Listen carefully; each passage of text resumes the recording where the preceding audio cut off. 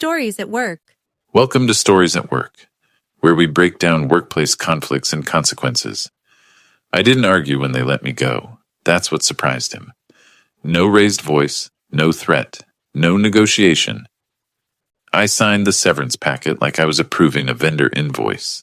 3 months of salary, healthcare extension, standard non-disparagement clause, mutual confidentiality, clean exit. He even said, "This isn't personal, Alaric. It's strategic." Strategic. I nodded like I believed him. What he didn't understand, and what I didn't fully grasp yet either, was that I had spent 4 years inside that company, building the very systems that made strategic decisions traceable.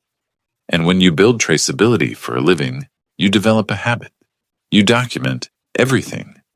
My name is Alaric Thorne. I was Director of Risk Architecture at a private infrastructure fund called Kessler Meridian Holdings.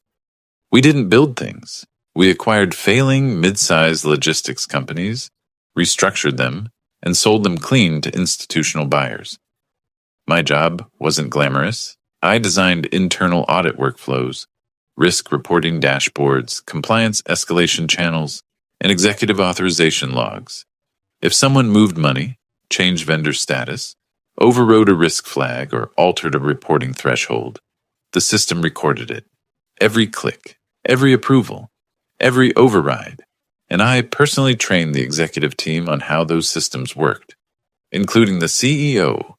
His name was Corvin Hale, former investment banker, polished, controlled, always calm until something threatened valuation optics.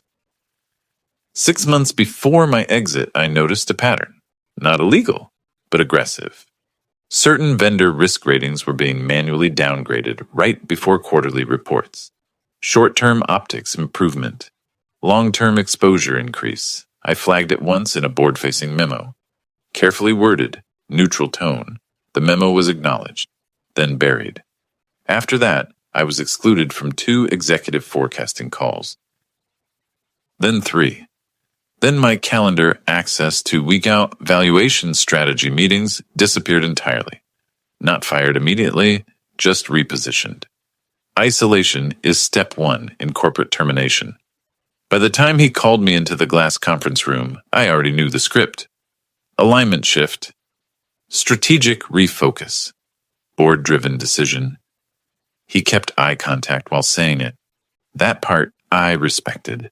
I signed because I don't cling to chairs that are already missing a leg. But here's what he miscalculated. My employment contract had a standard severance provision tied to internal system administration transfer. Meaning, before my access was revoked, I was required to generate a full infrastructure documentation export and transition archive for legal continuity. That archive included risk override history, executive-level approval logs, vendor reclassification timestamps, report version change histories. It wasn't a backup. It was an official deliverable, stored on encrypted company servers, copied to legal escrow, and, per contract clause, mirrored to my personal compliance archive for transition verification. He approved the clause himself 4 years ago. I didn't invent it. I just insisted it stay. The day after I signed, I completed the transfer. 2 days later, I received my first call from him. Personal number. I didn't answer. He left a message. "Alaric, we may have moved too quickly. Let's have lunch." Lunch. I hadn't even deposited the severance yet. That was the moment I knew something had shifted.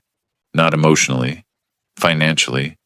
And when a CEO calls the man he just removed from a risk-sensitive organization within 48 hours. It's not nostalgia, it's exposure. That was just the beginning. The second day after I signed, my corporate badge still worked.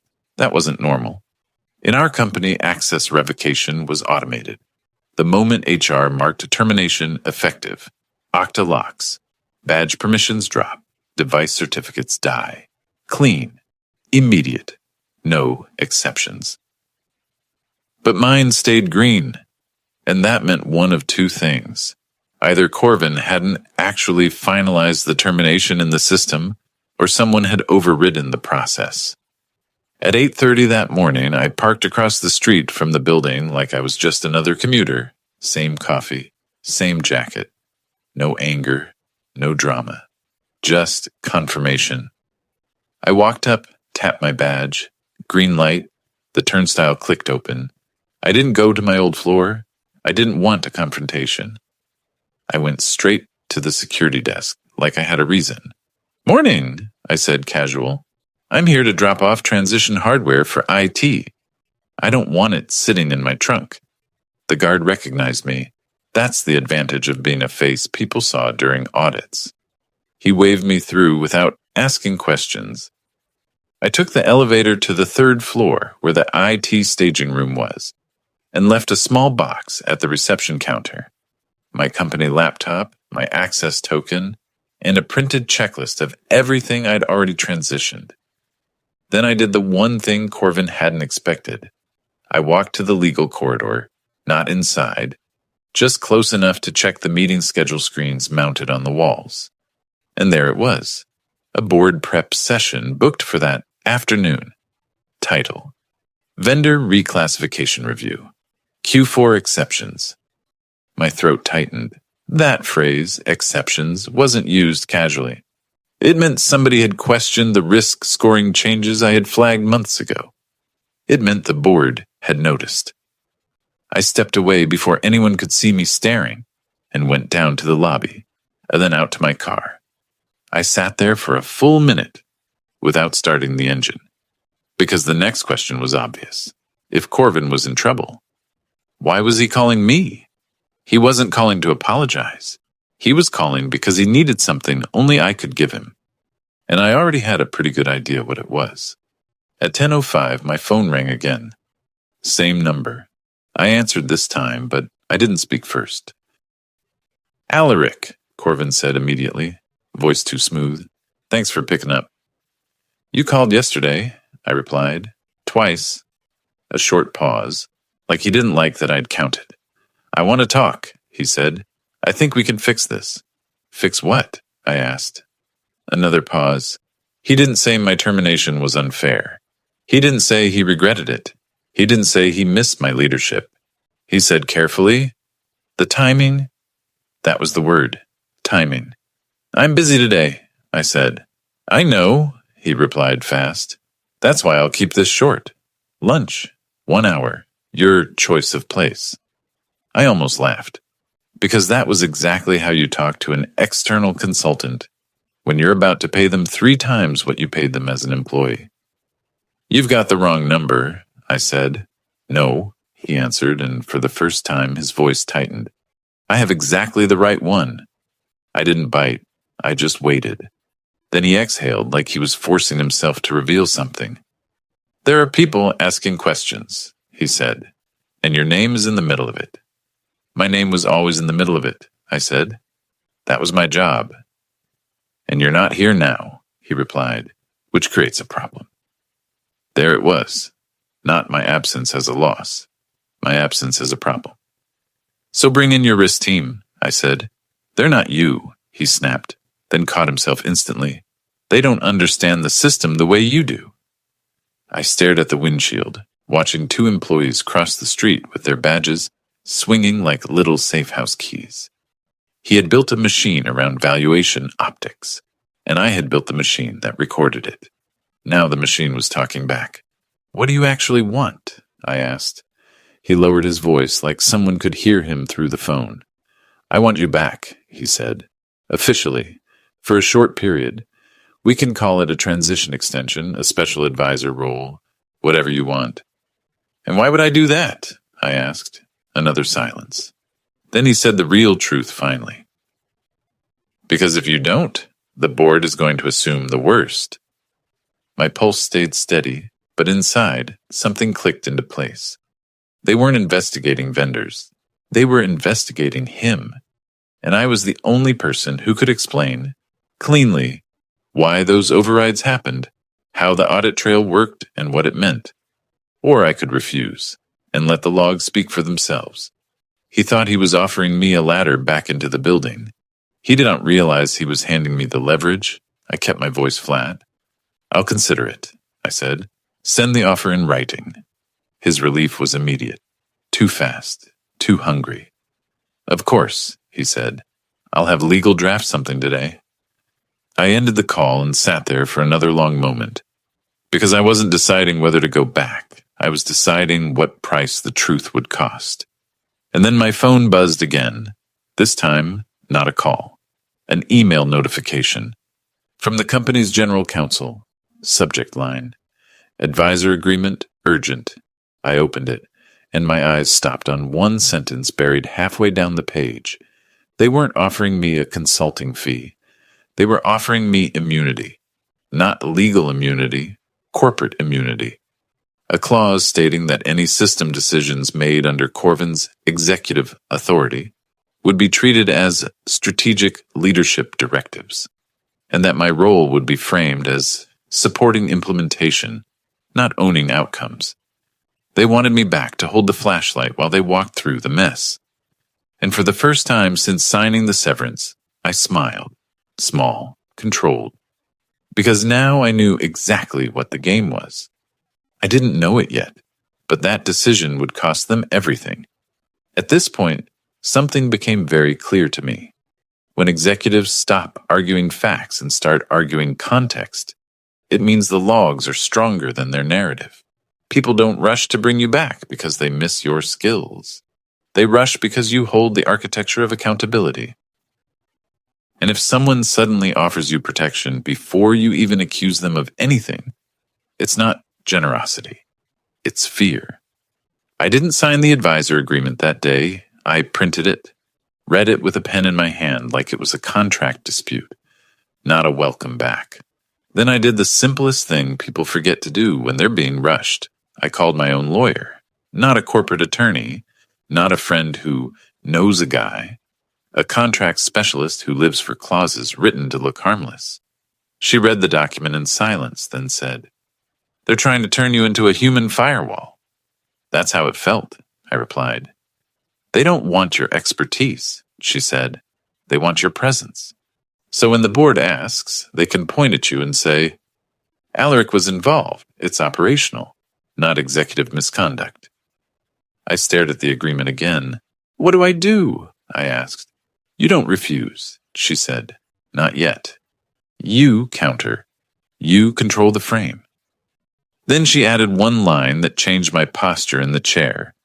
"And you pull your own copy of the audit trail before you step back into that building."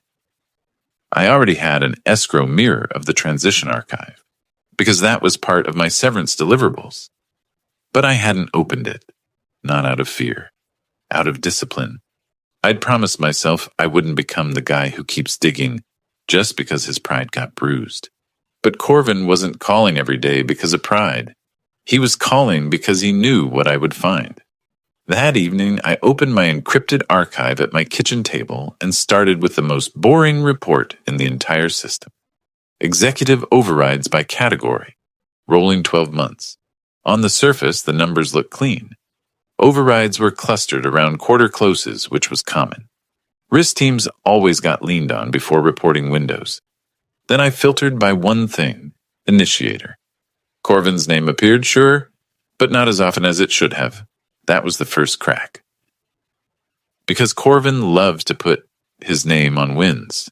He didn't delegate credit. So if these overrides were strategic leadership directives, why wasn't he the one clicking the approval? I drilled deeper. The overrides weren't being executed from Corvin's account. They were being executed from a service credential used for system maintenance, a credential that should never touch vendor scoring. It was called Meridian-SVC. I knew it because I designed the credentialing model. That account existed to keep integrations stable, not to make decisions. And here's the part that made my stomach go cold. Every time Meridian-SVC changed a risk rating, the approval token attached to it wasn't Corvin's. It belonged to Lysander Quell, our chief financial officer. Quiet, math perfect, always polite. The kind of executive who smiled while saying, "We'll review it," then never reviewed it. I leaned back and exhaled slowly. If the CFO was using a maintenance credential to rewrite risk, That wasn't aggressive. That was deliberate concealment. And then I noticed something else. There were gaps, short ones, minutes at a time, like someone had toggled logging levels down and back up. It wasn't a full blackout, too risky, just enough to blur the exact moment an action occurred. That's not something you do unless you know how the system works, unless you know the model I built, unless you've been coached. I pulled up my old emails, searching for the last time I'd briefed the executive team on audit traceability. There it was. A calendar invite from months earlier. Risk platform walkthrough. Exec only. Attendees: Corvin, Lysander, General Counsel, and one name I hadn't thought about since my first year, Sorrel Vance, our internal audit liaison, a mid-level operator with high-level access because internal audit needs to see everything. I hadn't considered him in months because he never made noise. He didn't need to. People like that don't run the show. They enable it. And then right as I was connecting those dots, my phone vibrated on the table. A new email from Corvin. Subject line, "Please, just talk." That email didn't read like a CEO. It read like a man trying to stop a door from closing. He wrote that the board meeting had been moved up, that the council was concerned, that misinterpretations were spreading. Then one line hit like a needle. Your archive copies could be misunderstood if reviewed without context. My eyes narrowed. He knew exactly what I had. He didn't know whether I'd looked, but he was afraid I had. And then silence. The kind that means something's gone wrong. Because my phone rang immediately after. Not Corvin. A number I recognized from the legal corridor. The company's general counsel, I answered. "Alaric," she said, voice calm, professional, and tight around the edges. "We need a conversation tonight." "About what?" I asked. A pause. Then she said it carefully, like choosing words in a courtroom. "About what is in your possession, what it means, and what happens if the board asks for it." I looked at the override report on my screen again. Maintenance credential, CFO token, logging gaps. And in that moment, I stopped thinking of myself as a recently terminated executive. I started thinking like risk architecture again. This wasn't about getting my job back. This was about who was about to become the scapegoat. And I already knew the safest place for them to point the blame. Straight at the man they'd just pushed out the door. They thought I was gone. I wasn't. I met the general counsel that night in a neutral place, a quiet hotel lounge that smelled like expensive soap and bad decisions. She didn't order a drink, neither did I. She slid a folder across the table like it was a peace offering. "Alaric," she said, "the board meeting is tomorrow morning. There will be questions. The fastest way through this is cooperation." "Cooperation?" I repeated. "Or containment?" Her eyes didn't flinch. That told me everything. She opened the folder and pointed to a page. A revised advisor agreement. New title. New language. Same intent. They weren't trying to hire me back. They were trying to bring me close enough to blame. "I'm not signing anything tonight," I said. She leaned forward, voice controlled. "Then we have a problem." I kept mine calm. "You already have a problem. I'm just holding a flashlight." Her jaw tightened, almost invisible. "The archive copies you have are contractual transition materials," I cut in, "mirrored for verification. And the board may request them," she said. "Then give them what they request," I replied. She held my gaze for a long beat. Then she tried a different door. "If you present this the wrong way," she said, "people will assume intent, misconduct, fraud." I didn't smile. "You're afraid they'll assume correctly?" That landed. She sat back like the chair suddenly got colder. Then she dropped the mask just enough to show the edge underneath. "Lysander is prepared to say the service credential. Actions were performed under your governance model," she said, "that you designed it and he relied on it." There it was. They were already building the story. So I opened my bag and placed a single sheet on the table, one page only. A timeline excerpt from the archive. Not the whole thing. Just enough to take the air out of the room. It showed the maintenance credential making changes, yes, But it also showed something they couldn't talk around. A login configuration toggle executed from Sorrel Vance's internal audit liaison account, minutes before the most sensitive override sequence. And it showed my own access was inactive during those windows. I watched her eyes scan the lines, watched the color drain slowly from her face. She didn't need me to explain the technicals. She understood consequences.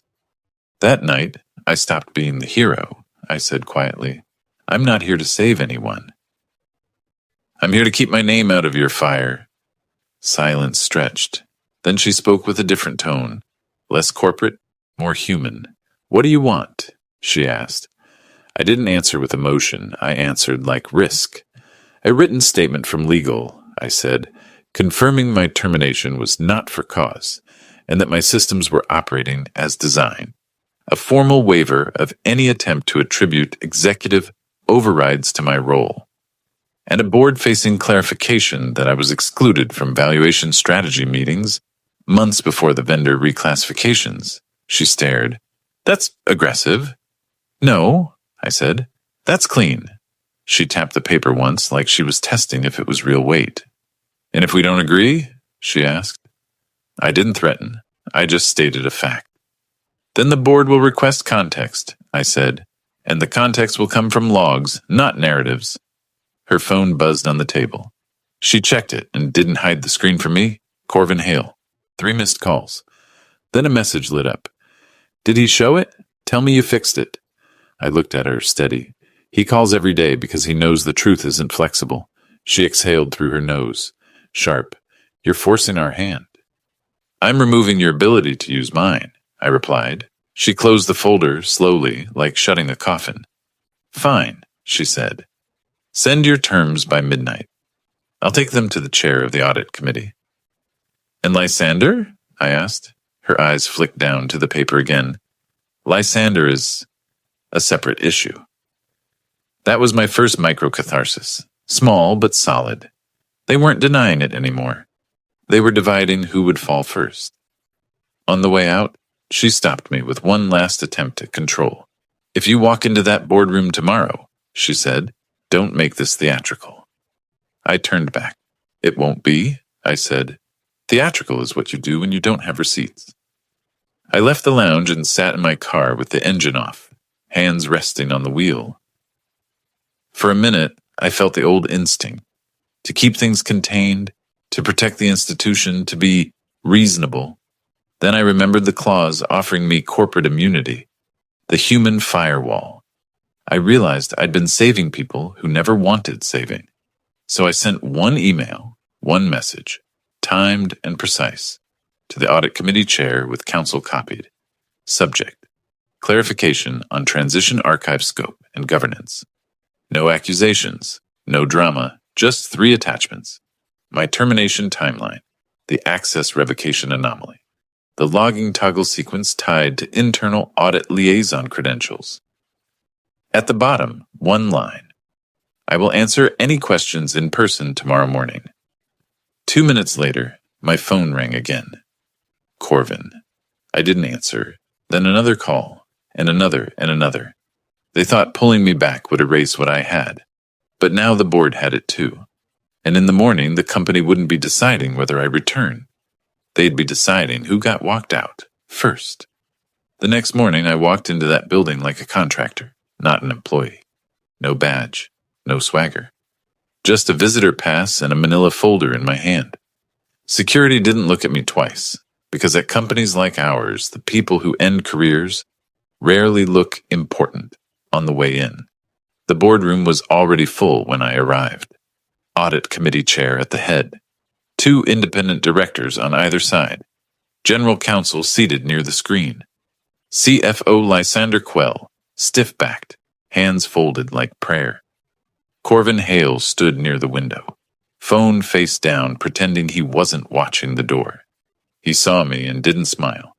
He just blinked, slow, and for the first time he looked like someone who understood that strategic can turn into personal in a single hour. The chair nodded at me. Mr. Thorne, thank you for coming. Of course, I said. Calm, flat, Professional, no hero speech, no victory lap, just facts. They asked me to explain in plain language what my transition archive contained and why. I did. They asked whether copies existed outside company control. I answered carefully. The mirror was contractual, encrypted, and solely for transition verification. Then the chair leaned forward. Did you review the override sequences after you were terminated? He asked. Yes, I said. After the CEO began contacting me repeatedly and counsel raised concerns about context, I reviewed it to understand what I was being pulled back into. That landed. A few of them exchanged looks. Then they asked the question Corvin had been trying to prevent. All week. Were the vendor risk classifications manipulated? I didn't say fraud. I didn't say criminal. Those are legal conclusions. I said the truth in system terms. The risk classifications were changed using a maintenance credential, I said, with approvals attached to the CFO's executive token, and there were logging level toggles immediately before those sequences. My access was not active during those windows. The room went quiet in the way quiet gets when it's expensive. The chair turned slightly toward Lysander. Is that accurate? Lysander swallowed. The service credential was used as an operational expedient. Under time pressure. The chair cut him off. Answer the question. Lysander's eyes flicked to Corvin for a fraction of a second. Corvin didn't move. Yes, Lysander said. That was the second micro-catharsis. Not because he confessed, because he couldn't deny it. Corvin finally spoke, voice measured. We were managing reputational risk. We were protecting valuation. I looked at him, still calm. You weren't managing risk, I said. You were hiding it. He flinched like the words had weight. General counsel tried to intervene. Let's keep this focused on governance and remediation. The chair held up a hand. It is focused. Then he looked at me again. One more question. Why was Mr. Thorne's badge still active after severance was signed? I didn't need to guess. I can't know intent, I said. But badge access remained active because the termination workflow was not finalized in the access control system. That requires an override from either HR admin or executive security governance. The chair turned to counsel. Who authorized that? Counsel didn't answer, because she couldn't. And that was when Corvin's phone finally buzzed. Face down, but we all heard it. The chair noticed. Corvin reached for it, then stopped himself. The chair's voice stayed even. Mr. Hale, you've been calling Mr. Thorne daily since his separation. Why? Corvin's eyes moved once like he was deciding whether to lie or survive. Then he said the real reason. Because I didn't realize what we'd lost, he admitted. And because if he explained it the wrong way, people could misunderstand. The chair stared at him. Or understand perfectly. A full beat passed, and then the chair said something that didn't sound dramatic, but it was the loudest sentence in the room. Mr. Hale, please step out. Corvin didn't argue. He didn't explode. He just nodded once and walked to the door like a man trying to keep his dignity from slipping. 2 minutes later, security entered. Not for me. For him. That was the moment I felt the final satisfaction hit. Quiet and clean. Not revenge. Consequences. The chair turned back to me. Mr. Thorne, you will not be implicated in executive override decisions executed after your exclusion from strategy meetings. We will issue that statement in writing. Counsel looked like she wanted to object. She didn't. The chair continued. We will also commission an independent review of the vendor scoring changes and credential misuse, and we will suspend Mr. Quell pending the outcome. Lysander's face went hollow. He tried to speak, but his voice didn't arrive. They didn't need it anymore. The meeting ended with the kind of efficiency you only get when the truth has timestamps. I left the building without a word to Corvin, but outside in the cold air, my phone buzzed again. A new email from Corvin's personal account. Subject: Please, I can fix this. I didn't open it. I forwarded it, unread, to legal, along with one line. Please confirm the written statement we discussed and that I am not to be contacted directly going forward. Then I drove home. And for the first time in months, I didn't feel like I was performing stability. I had it.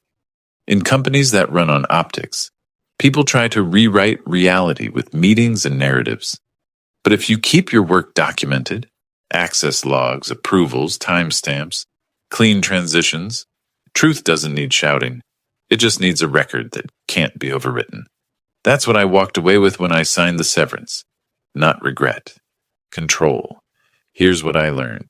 When you build your work on documentation, structure, and clean governance, you don't need to fight loud battles. You don't win by attacking people. You win by refusing to let your name be rewritten. Severance isn't defeat if you leave with your integrity intact. And control doesn't come from power. It comes from having receipts.